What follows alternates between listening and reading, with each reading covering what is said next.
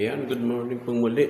At ngayon po ay Monday at tayo po ay nagkaroon po ng gawain na matagumpay. Salamat sa Diyos, no, sa patuloy po natin pagkasama-sama. Alam naman natin na ang ating pong ginagawa ay magiging maganda po para po sa bawat sa po sa atin. Sabi po ng Panginoon, huwag kakaligtaan ng mga pagtitipon gaya ng ilan. At kaya napakaganda ho na patuloy po natin itong sustain, sabihin, panatilihin po natin itong ating pong ginagawa na pagdalo po sa pagdating po ng araw po ng linggo. Ito po yung natawag na araw po ng Diyos. Iba po yung araw po ng paghahatol. Kundi yung bang kalayaan po natin na nagbigay po ang Diyos ng kapahingahan sa araw po ng linggo. At patuloy po tayo magsama-sama po dito sapagkat napakahalaga po nito dahil unang-una po ay may mga pagkakataon sa buhay natin na meron tayong dinadaluhan at inaatinan. Kasi bagamat mayroon pa mga debate patungkol nga po sa church rapture, usually po nakalagay po sa Bible ay tinatawag po na darating ang oras na itataas po ang banal na espiritu. At meron naman po nagsasabi na isa rin po ay ang ating church o yung churches po o yung tunay na iglesia ni Kristo, yung si Kristo po ay Diyos, no, at na nagkatawang tao. Nakaturuan po, ito po yung ililigtas or dadagitin o rapture sa panahon po ng pangangailangan po ng kaligtasan at ng pangako po ng Panginoon na tayo po ay sama-sama po ilalagay po sa isang kalagayan na pinakamagandang kalagayan sa buhay po ng tao. Kaya naman ito po yung aking pong na pagbulay-bulayan yung Isaiah 46:4 na talagang nakita ko rito na ang Diyos po ay tapat sa kanyang pangako. Kahit na po sa ating mga senior, in old age daw po, at yung nag-gray name mo, kasi nagputi na, salamat nga kayo, nagpumuputi ako, wala na pong buhok.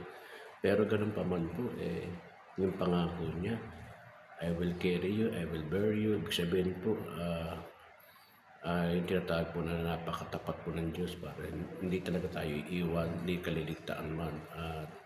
Alam po ba niya, pagka po sa Bible mayroon po repetition, yung paulit-ulit po sinasabi ng Lord. Ibig sabihin ito po ay tiyakan po talaga na tinitiyak po ng Panginoon ang kanyang pangako ay hindi po sasablay.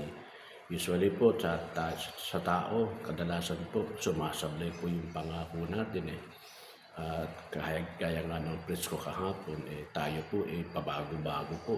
Hindi po maialis po sa atin, sa buhay natin pabago-bago. Feelings po natin, yung pakikitungo po natin sa isa't isa, nagbabago po yan. At may mga pagkakataon sa buhay natin na siyempre yung ating pong katawan, nagbabago po. Attitude, nagbabago. At yung ating pong mga estilo at mga bagay na ginagawa, yung mga pagpili, yan po, mga nagbabago po. Kaya naman, pasalamat po tayo sa Diyos na ang Diyos po ay hindi nagbabago. Ang pinakamaganda yung pangako niya, hindi siya nagbabago. At kaya nga ito, maganda i-focus pa rin natin sa Diyos ang ating pong buhay. Kasi seek ye first the kingdom of God and His righteousness, and all of these things shall be added unto us. Napakaganda po nun. At ito pa po yung Isaiah 46:4 na nagsasabi po na kahit na tumanda po tayo, andun pa rin ang Diyos. Kasi po ang Diyos po hindi tumatanda. Ang Diyos po ay hindi nangihina. Ang Diyos po ay hindi nawawalan po ng gana na magligtas at magmahal ng kanyang mga anak. Kaya naman kung meron tayong mga nararamdaman sa buhay na, at sabi nga kanina ng yung tinatawag na bad days and good days, ay hindi po dapat natin itong gawing negatibo, kundi dapat po ang attitude po natin ay lagi pong positibo para mapagtagumpayan po natin yung mga bagay na dumadaan po sa buhay po natin. Salamat po at patuloy po tayong lalapit sa Panginoon, patuloy po tayong maninindigan ang ating panampalataya at patuloy po tayong umasa sapagkat napakadakila po ng pag-asa binibigay po sa ating buhay ng ating Diyos na buhay. Salamat po and patuloy, good day po and great day po ang nakalaan po sa atin sa maghapon ito. Thank you po.